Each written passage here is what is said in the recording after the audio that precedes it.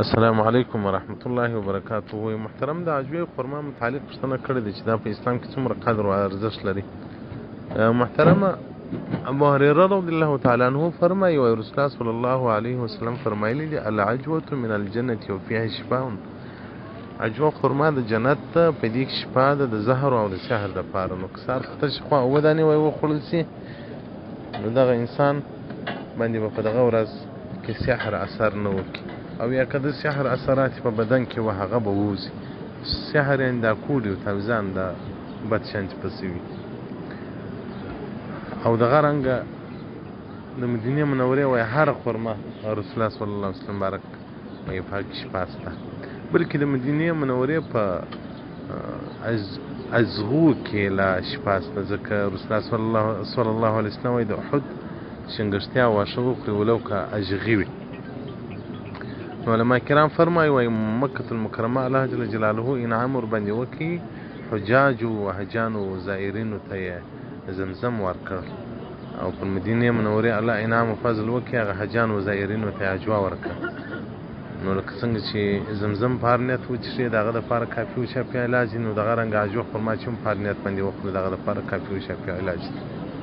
او خوښ خرما و رسول الله صلی الله علیه وسلم بارک ته وایي عجوه خرما و، او درې شیان له جنت راوړل سوي دي په هغو کې هغه عجوه خرما ده.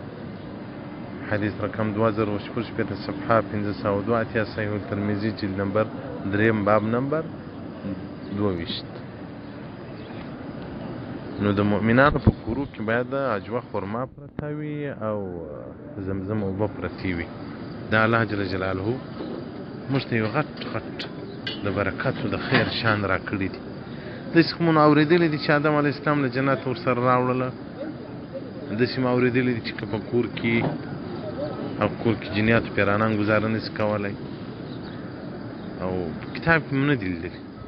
صرف په کتاب کې هم دومره لیدلي دي چې د سحر دپاره علاج دی او د زهرو دپاره علاج دی، د سړي په بدن کې زهر وي یا یو زهریله شی وخوري یا اثرات د زهرو په بدن کې وي، او دغه رنګه د خیر او د برکت په نیت باندې سړی په کور کې کښېږدي، الله جل جلاله به او کور باندې رحمت نازل کړي.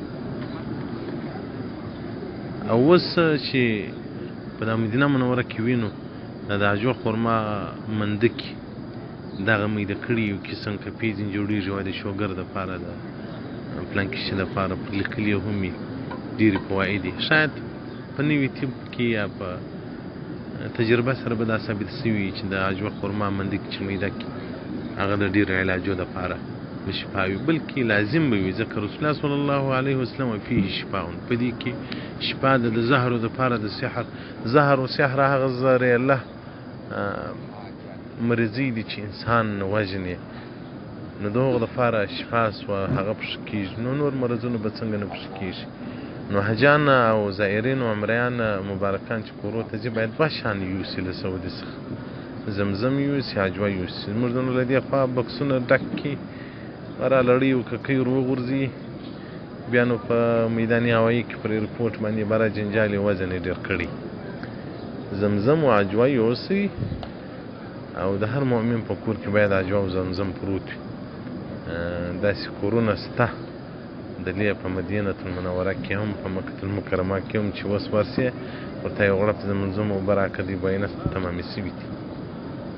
دا زموږ بېغوري ده، خو لله الحمد زما کره د زمزم اوبه شته.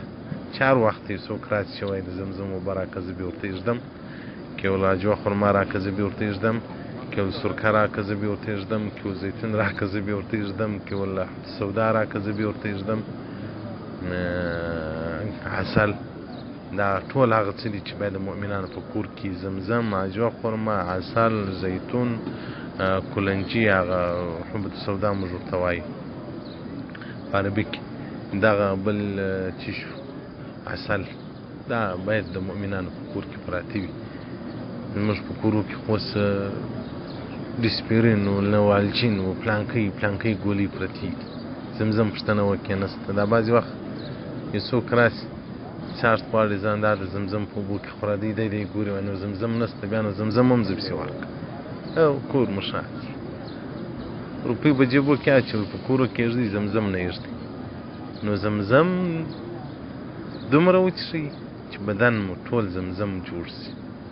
موږ ته خو چې راسي پښتانه دلې نو باره ورته ناست څښي یا لټ هم څښي. یو څاڅکی چې دریاب تر واشي ټول دریاب به زمزم جوړېږي. بیا ته تجربه کړئ دا د زمزم اوبه نه خرابېږي، دغې ساده اوبه خرابېږي په وسه. یو څاڅکی ډبې ته ور واچوه 15 کاله ډبه کښېږده نه خرابېږي. نو الله دې زموږ کورونه بیا جوړي او بیا زمزمه نه کوي. والسلام علیکم ورحمة الله وبرکاته.